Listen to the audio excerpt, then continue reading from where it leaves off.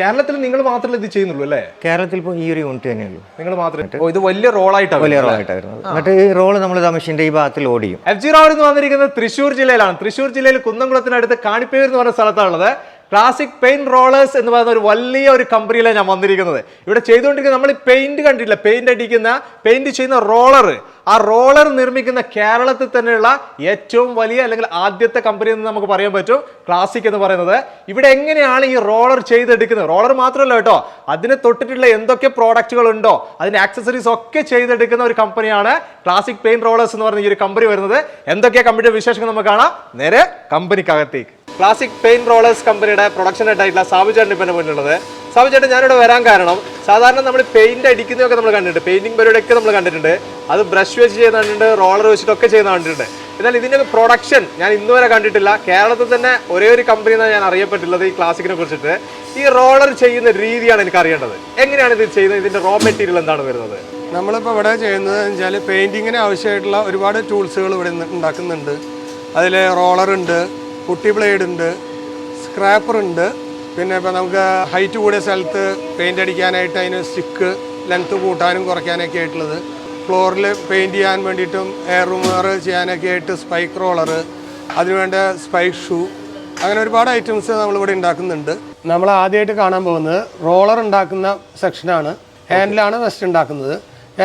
Handle ഉണ്ടാക്കുന്നതിന് നമ്മൾ 6mm കമ്പിയാണ് ഉപയോഗിക്കുന്നത്. അത് റോളായിട്ട് വരുന്നത്.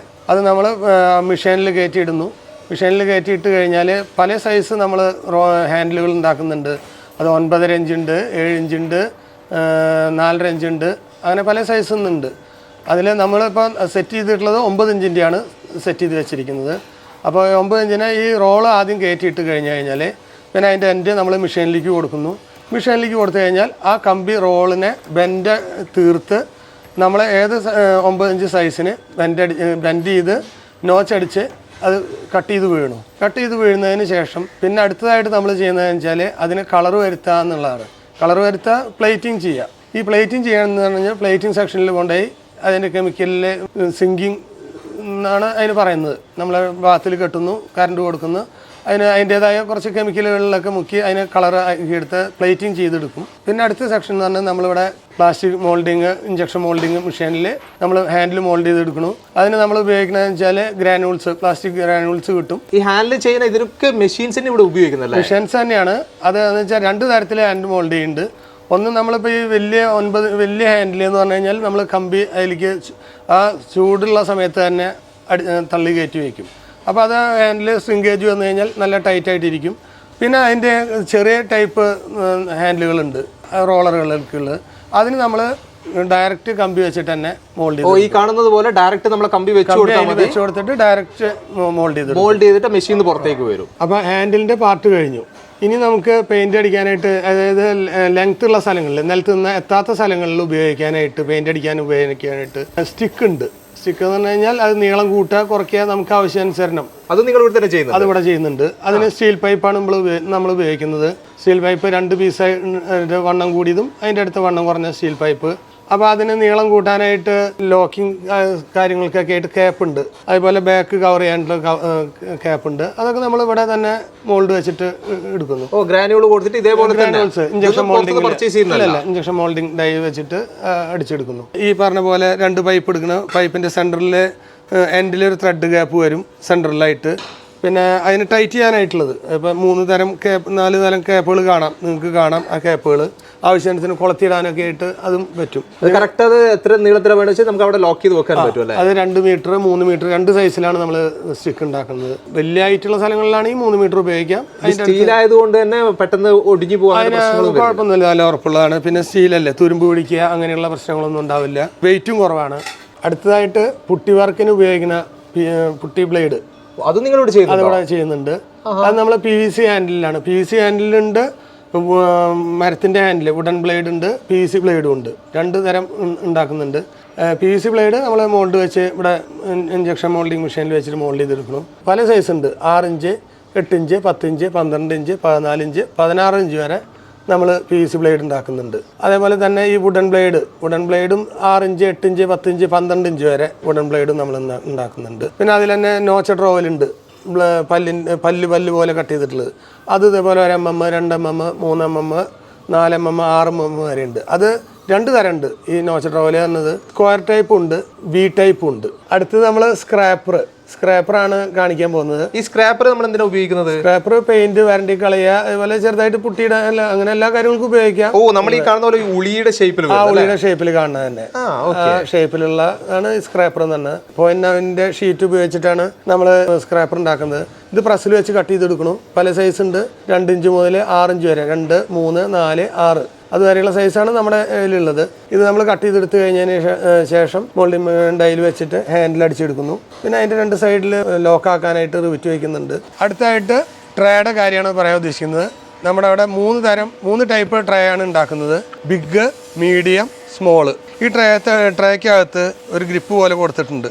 അതെന്തിനാണെന്ന് വെച്ചാൽ നമ്മൾ റോളർ പെയിൻറ്റിൽ മുക്കി കഴിഞ്ഞ് കഴിഞ്ഞാൽ എക്സ്ട്രാ വരുന്ന പെയിൻറ്റ്, അതായത് ചുമരുമ്പോൾ പെയിൻറ്റ് എക്സ്ട്രാ ഉണ്ടെങ്കിൽ ഒലിക്കുമല്ലോ, അപ്പോൾ അത് ഒലിക്കാതിരിക്കാനായിട്ട് ഈ ഗ്രിപ്പുള്ള സ്ഥലത്ത് നമ്മൾ റോളർ ഒന്ന് ഉരുട്ടിയെടുക്കുകയാണെങ്കിൽ കൂടുതലുള്ള പെയിൻറ്റ് നമുക്ക് ട്രേക്കകത്ത് വരും.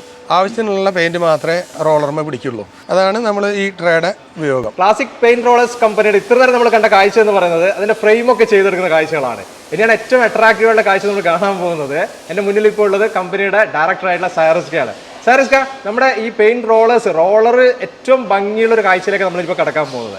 ഇവിടെ ഈ റോളർ ചെയ്തെടുക്കുന്ന സിസ്റ്റം, ഇതിന്റെ പ്രോസസ് രീതി എങ്ങനെയാണ് വരുന്നത്? ഇതിൻ്റെ പ്രോസസ്സിംഗ് എന്ന് പറയുന്നത് ഇത് പെയിൻറ്റ് റോളറിൻ്റെ ഏറ്റവും പ്രധാനപ്പെട്ട ഘടകമാണ് ഈ പെയിൻറ്റ് റോളർ റീഫിൽ എന്നുള്ളത്. അപ്പം ഈ ഫാബ്രിക്, നമ്മൾ ഈ ഫാബ്രിക്കാണ് പെയിൻറ്റ് ചുമരിലേക്ക് ഡെലിവറി ചെയ്യുന്നത്. ഈ ഫാബ്രിക്കാണ്, ഫാബ്രിക്കിൻ്റെ ക്വാളിറ്റി അനുസരിച്ചിട്ടാണ് നമ്മുടെ റോളറിൻ്റെ ക്വാളിറ്റി, അങ്ങനെയാണ് നമ്മൾ തീരുമാനിക്കുന്നത്. ഇതിൻ്റെ പ്രധാന ഘടകം എന്ന് പറയുന്നത്, മീൻസ് അടിസ്ഥാന ഘടകം എന്ന് പറയുന്നത് ഒരു പൈപ്പാണ്. അതിൻ്റെ ഉള്ളിൽ വരുന്ന ഭാഗം പൈപ്പാണ്. ഈ പൈപ്പ് നിങ്ങൾ പർച്ചേസ് ചെയ്യണം ചെയ്യുന്നത്, ഇത് ഇവിടെ തന്നെയാണ് ചെയ്തത്? അല്ല, നമ്മളിവിടെ തന്നെ നമുക്ക് നമ്മുടെ മെഷീനറി തന്നെയാണ് ചെയ്തെടുക്കുന്നത്. ഇതാണ് നമ്മൾ പൈപ്പ് അടിക്കുന്ന മെഷീനറി എന്ന് പറയുന്നത്. നമ്മൾ അതിനകത്ത് മെറ്റീരിയൽ ഇടുന്നതിനകത്താണ്. ഇത് ഡൈ ആണ് ഈ കാണുന്നത്. ഡൈക്കകത്ത് കൂടെ ഡൈ ഉരുകിയ മെറ്റീരിയൽ ഇങ്ങനെ വന്നിട്ട് വേക്കും പമ്പിനകത്തേക്ക് കയറി, വേക്കും പമ്പിനകത്ത് പുറത്തേക്ക് വരുമ്പോൾ നമുക്ക് ആവശ്യമുള്ള ട്യൂബിൻ്റെ ആ ഷേപ്പിലും സൈസിലും അത് പുറത്തേക്ക് വരും. അപ്പുറത്തുനിന്ന് കട്ട് ചെയ്യും. ഓട്ടോമാറ്റിക് കട്ടറാണ്. അത് കട്ട് ചെയ്ത് നമുക്ക് ആവശ്യമുള്ള സൈസിൽ കട്ട് ചെയ്തിട്ട് ഇടും. സ്റ്റാക്കറിനകത്തേക്ക് ഇടുകയാണ് ചെയ്യുന്നത്. ഇനി നമ്മൾ പോകുന്നത് ഇതിൻ്റെ ഫാബ്രിക് കട്ട് ചെയ്യുന്ന കട്ടിങ് മെഷീൻ എടുത്തേക്കാണ്. അപ്പം ഈ ഫാബ്രിക് 158 സെൻറ്റിമീറ്ററിൻ്റെ അത്രയും വെട്ടിലുള്ള റോളുകളായിട്ടാണ് വരുന്നത്. 25 മീറ്റേഴ്സൊക്കെ ലെങ്ത്തുള്ള റോളായിട്ട് വന്നിട്ട് ഇത് വലിയ റോളായിട്ടാണ് വരുന്നത്. എന്നിട്ട് ഈ റോള് നമ്മൾ മെഷീൻ്റെ ഈ ഭാഗത്ത് ലോഡ് ചെയ്തിട്ട് നമ്മൾ ഇതിനകത്തേക്ക് ബ്ലേഡുള്ള ഈ ഭാഗത്തേക്ക് ഫീഡ് ചെയ്ത് കൊടുക്കുമ്പോൾ ഇതപ്പുറത്ത് കൂടെ കറക്റ്റ് നമ്മളിപ്പം 2 ടൈപ്പ് റോളേഴ്സ് ഉണ്ടാക്കുന്നുണ്ട്. അതിന് ചെറിയ റോളറും, പിന്നെ ചെറിയ റോളർ മീൻസ് മിനി റേഡിയേറ്റർ എന്നാണ് അതിന് പറയുക. പിന്നെ നമ്മുടെ 9 ഇഞ്ചിൻ്റെ സാധാരണ നമ്മൾ വാങ്ങുന്ന, ഇപ്പോൾ നമ്മൾ ഈ കാണുന്നത് നമ്മൾ 3 ഇഞ്ച് വിഡ്ത്തിൽ കട്ട് ചെയ്യുന്നത്. അത് വലിയ റോളറിന് വേണ്ടി കട്ട് ചെയ്തുകൊണ്ടിരിക്കുന്നത്. ഇനി നമ്മൾ കാണാൻ പോകുന്നത് ഈ ഫാബ്രിക് നമ്മൾ നേരത്തെ ചെയ്ത് വെച്ചാൽ പൈപ്പിന് മുകളിലേക്ക് വൈൻഡ് ചെയ്തെടുക്കുകയാണ്. റോളർ ഉണ്ടാക്കുന്ന മെയിൻ പ്രോസസ്സ് അതാണ്. ബാക്കിൽ സ്റ്റാക്കർ പൈപ്പ് ഡ്രോപ്പ് ചെയ്യും ഇതിനകത്തേക്ക്. പിന്നെ ഇത് മുന്നോട്ട് പോകുന്നു, പൈപ്പ് മുന്നോട്ട് വരുന്നു. ഇവിടെ വെച്ചിട്ട് നമുക്ക് ഗ്ലൂ ഉണ്ട്. ഈ ഇത് ഹോട്ട് ഗ്ലൂ ആണ്. ഉരുകി വരുമ്പോൾ ഈ വൈൻഡറിനകത്തേക്ക് തുണി അതിൻ്റെ ഗ്ലൂവിൻ്റെ മേത്തേക്കാണ് വരുന്നത്. ഇത് വീണ്ടും മുന്നോട്ട് പോകുമ്പോൾ നമ്മൾ സെറ്റ് ചെയ്ത് വെച്ചാൽ ആ ഒരു നീളത്തിൽ വെച്ചിട്ട് ഇത് കട്ട് ചെയ്യും. ഇത് ഓട്ടോമാറ്റിക്കാണ്. ഈ കട്ടിങ് കാര്യങ്ങളൊക്കെ ഓട്ടോമാറ്റിക്കാണ്. ഇത് നമ്മൾ ആദ്യം സെറ്റ് ചെയ്യുന്ന ഒരു ഇത് മാത്രമേ ഉള്ളൂ. ഈ ഫാബ്രിക്കും പിന്നെ നമ്മൾ പൈപ്പ് മോഡൽ നമ്മൾ പിടിപ്പിച്ച് കഴിഞ്ഞാൽ മെഷീൻ ഓൺ ചെയ്തിട്ട് നമുക്ക് മാറിക്കാം. കണ്ടിന്യൂസ് ആയിട്ട് അത് പൊക്കോളും. ഈ തുണി അങ്ങനെ നല്ല ചുറ്റി വരുന്നുണ്ടോ എന്ന് മാത്രമേ നമ്മൾ ശ്രദ്ധിക്കുന്നത്. അതുണ്ടാവില്ല നമ്മൾ റോളറിൽ ചെയ്യുന്നത്. ഇനി നമുക്കിത് ഈ ലെങ്ത്തിലല്ല, നമ്മളിത് ചെറിയ ലെങ്ത് ആയിട്ടാണ് 4 ഇഞ്ച് അല്ലെങ്കിൽ 2.5 ഇഞ്ച് ഇതാണ് മെയിനായിട്ട്. അല്ലെങ്കിൽ 6 ഇഞ്ച് വരെ അത് ആ ഒരു സൈസിനകത്താണ് നമ്മൾ പെയിൻ റോളർ നമുക്ക് ഉപയോഗിക്കാൻ പറ്റുന്നത്. അപ്പോൾ നമുക്കത് കട്ട് ചെയ്തെടുക്കണം ഇത്രയും ലെങ്ത്തിൽ. ഇതാണ് കട്ടർ. ഇതും ഒരു ഓട്ടോമാറ്റിക് സിസ്റ്റം തന്നെയാണ്. ബാക്കിലെ സ്റ്റാക്കറിൽ നിന്ന് ഓട്ടോമാറ്റിക്കലി എടുക്കണം. താഴേക്ക് വീഴുമ്പോൾ ഓട്ടോമാറ്റിക്കലി കട്ടർ തന്നെ എടുത്ത് വയ്ക്കുന്നു. കട്ട് ചെയ്ത് കറക്റ്റ് ലെങ്ത് നമ്മൾ സെറ്റ് ചെയ്ത് വെച്ച് കഴിഞ്ഞാൽ കറക്റ്റ് ലെങ്ത്തിൽ ഓട്ടോമാറ്റിക്കലി ഇത് കട്ട് ചെയ്തു. ഇതോടെ പരിപാടി കഴിഞ്ഞോ? ഇല്ല, ഇനി ഉണ്ട്. ഇതിന് റോളറിന് ഇപ്പം ഇതിന് ഒരു സൈഡിലൊരു ക്യാപ്പും പിന്നെ മറ്റേ സൈഡിൽ നമ്മളിത് ജോയിൻ ചെയ്യും. ഇപ്പോൾ രണ്ടും 2 പ്രോസസ്സാണ്. ഇതാണ് നമ്മൾ ബാക്ക് സൈഡ് ജോയിൻ ചെയ്യുന്ന മെഷീനറി. ഇത് ഹീറ്റ് ചെയ്തിട്ടാണ് നമ്മൾ ചെയ്യുന്നത്. ഹീറ്റ് ചെയ്ത് റോൾ ചെയ്യും. ആ ഫിംഗേഴ്സ് റോൾ ചെയ്യുമ്പോൾ ഓട്ടോമാറ്റിക്കലി അത് ആ ഒരു ഷേപ്പിലേക്ക് വരും. ഇവൻ അത് പിക്ക് ചെയ്തിട്ട് സിസ്റ്റത്തിനകത്ത് പുറത്തേക്ക് വരും. കണ്ടിന്യൂസ്ലി ഇതിങ്ങനെ റൺ ചെയ്തുകൊണ്ടിരിക്കും. ഇവിടെ നമുക്കൊരാൾ എന്ന് വെച്ചാൽ ഇതെടുത്തു കഴിഞ്ഞാൽ അടുത്ത് പിന്നെ ഈ ട്യൂണുകൾ തിരിച്ചു വരുമ്പോൾ അതിനകത്ത് ഫീഡ് ചെയ്ത് കൊടുക്കാൻ ഒരാൾ വേണം.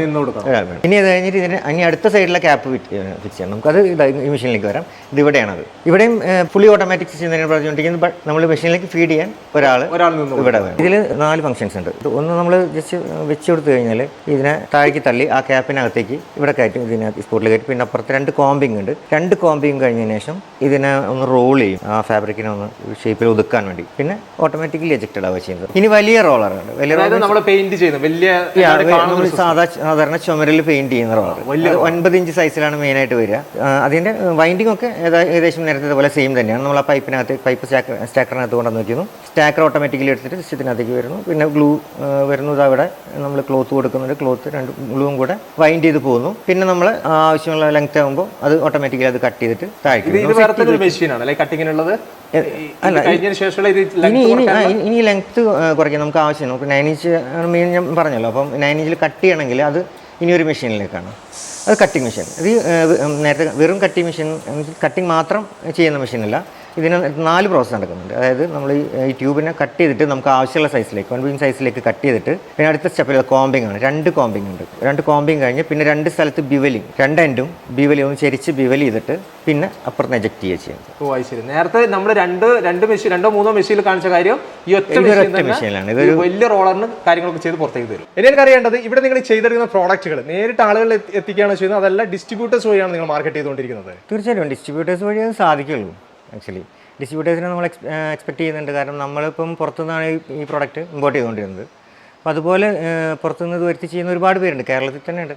അപ്പം അവർക്കൊക്കെ നമ്മളെ സമീപിക്കാവുന്നതാണ്. അവർക്ക് നല്ല ലാഭത്തിൽ ശരിക്കും നല്ല വ്യത്യാസം ഉണ്ടാവും. തീർച്ചയായിട്ടും ട്രാൻസ്പോർട്ടേഷൻ കോസ്റ്റ് ഒക്കെ വെച്ച് നോക്കുമ്പോൾ എന്താ പറയുക, അവർക്ക് മിനിമം ഒരു 15% എങ്കിലും എനിക്ക് പ്രോഫിറ്റ് അവർക്ക് അഷ്വർ ചെയ്യാം. 15-20% എന്തായാലും എനിക്ക് അഷ്വർ ചെയ്യാൻ പറ്റും അവർക്ക്. കേരളത്തിൽ നിങ്ങൾ മാത്രമേ ഇത് ചെയ്യുന്നുള്ളൂ അല്ലേ? കേരളത്തിൽ ഇപ്പോൾ ഈ ഒരു യൂണിറ്റ് തന്നെയുള്ളൂ. നിങ്ങൾ മാത്രമേ ചെയ്യുന്നുള്ളൂ. ഇത് എവിടം വരെ നിങ്ങൾക്ക് മാർക്കറ്റ് ചെയ്യാൻ പറ്റും? കേരളം മാത്രമാണ് നിങ്ങളിപ്പോൾ പ്രൊഡക്ഷൻ മാർക്കറ്റ് ചെയ്യാൻ ഉദ്ദേശിച്ചുകൊണ്ടിരിക്കുന്നത്? അല്ല, കേരളം മാത്രമല്ല. കേരള മാർക്കറ്റിന് ആവശ്യമുള്ളതിനേക്കാൾ പ്രൊഡക്ഷൻ കപ്പാസിറ്റി ഉണ്ട് നമുക്ക്. ആക്ച്വലി പുറത്തേക്ക് ഞാൻ നമ്മൾ ഉദ്ദേശിക്കുന്നത്. പുറത്തൊക്കെ ചെയ്യാൻ നിങ്ങൾ റെഡി? അതെ അതെ. റോളർ മാനുഫാക്ചറിങ് യൂണിറ്റുകൾ ഇപ്പോൾ നിലവിൽ ഇന്ത്യയിൽ വളരെ കുറച്ച് മാത്രമുള്ള 3-4 യൂണിറ്റുകൾ ഓൾ ഇന്ത്യ ബേസിൽ നോക്കുകയാണെന്ന് വെച്ചെങ്കിൽ UP, ഉത്തരാഖണ്ഡ്, ഡൽഹി ഒക്കെ ഉള്ള 2-3-4 യൂണിറ്റുകളൊക്കെ തെക്കേ ഇന്ത്യയിലേക്ക് കടക്കുകയാണെന്ന് വെച്ചെങ്കിൽ മധുരയിൽ ഒരെണ്ണം ഉണ്ടെന്ന് അറിയാൻ കഴിഞ്ഞിട്ടുണ്ട്. കേരളത്തിൽ ആദ്യമായിട്ടാണ് ഞങ്ങൾ ഇത്തരം ഒരു സംരംഭം ആരംഭിക്കുന്നത്. ഇപ്പോൾ ഞങ്ങൾ ഇൻസ്റ്റാൾ ചെയ്തിരിക്കുന്ന മെഷീനറിയുടെ കപ്പാസിറ്റി വെച്ച് നോക്കുകയാണെന്ന് വെച്ചെങ്കിൽ ഓൾ ഇന്ത്യ ബേസിൽ മാർക്കറ്റ് ചെയ്യാനുള്ള അത്രയും കപ്പാസിറ്റി ഞങ്ങൾക്കുണ്ട്. കൂടാതെ വെളിയിലേക്ക് കയറ്റി അയക്കാനുള്ള ഒരു ഉദ്ദേശം കൂടി വെച്ചുകൊണ്ടാണ് ഞങ്ങൾ അതിനനുസരിച്ചുള്ള കൂടുതൽ ഉൽപ്പാദിപ്പിക്കാനുള്ള കപ്പാസിറ്റി ഉള്ള മെഷീനറികൾ ആണ് ഞങ്ങളിപ്പോൾ സ്ഥാപിച്ചിരിക്കുന്നത്. ഇത്രയാണ് ക്ലാസിക് പെയിന്റ് റോളേഴ്സിന്റെ വിശേഷങ്ങൾ. എങ്ങനെയുണ്ട് കാഴ്ച? ഒരു ഭംഗിയുള്ള ഒരു കാഴ്ച തന്നെയല്ലേ? നമ്മൾ അതിന്റെ ഓരോ ഫ്രെയിം ഉണ്ടാക്കി എടുക്കുന്നതും ആ കാഴ്ചയൊക്കെ നമ്മൾ കണ്ടു. ഇതിന് ട്രേ വരെ, ഒരു പെയിന്റ് ചെയ്യുന്ന സമയത്ത് നമ്മൾ ഉപയോഗിക്കുന്ന ട്രേ വരെ ചെയ്തെടുക്കുന്ന കാഴ്ച വരെ നമ്മൾ കണ്ടു കഴിഞ്ഞു. അതൊക്കെ കൂടാതെയാണ് ഈ റോളർ ചെയ്തെടുക്കുന്ന കാഴ്ചയും. വളരെ ഭംഗിയായിട്ടൊരു മെഷീൻ ഒരു ഭാഗത്തേക്ക് കൊടുത്തു കഴിഞ്ഞാൽ മറ്റൊരു ഭാഗത്തേക്ക് ഇതേപോലെ റോള് ചെയ്ത് ഇത് ഗമ്മൊക്കെ കൊടുത്ത് ഒട്ടിച്ചിട്ട് ഇങ്ങോട്ട് തരികയാണ് ചെയ്യുന്നത്. ഇനിയും നിങ്ങൾക്ക് ചിലപ്പോൾ സംശയങ്ങൾ ഉണ്ടാവാൻ സാധ്യത ഉണ്ട്. അങ്ങനെ ഉണ്ടെങ്കിൽ തീർച്ചയായും നിങ്ങൾക്ക് വിളിക്കുക കേട്ടോ. നമ്പർ ഞാൻ എന്നും കൊടുക്കുന്ന പോലെ ഡിസ്ക്രിപ്ഷനിൽ ആഡ് ചെയ്യുന്നുണ്ട്. വിളിക്കാം, നിങ്ങൾ സംസാരിക്കാം. ഈ ഒരു വീഡിയോ ഇവിടെ വെച്ച് നിർത്തുകയാണ്. അടുത്ത ദിവസം ഒരു അടിപൊളി വീഡിയോ ആയിട്ട് നിങ്ങളുടെ മുന്നിലേക്ക് വരാം. Okay, by.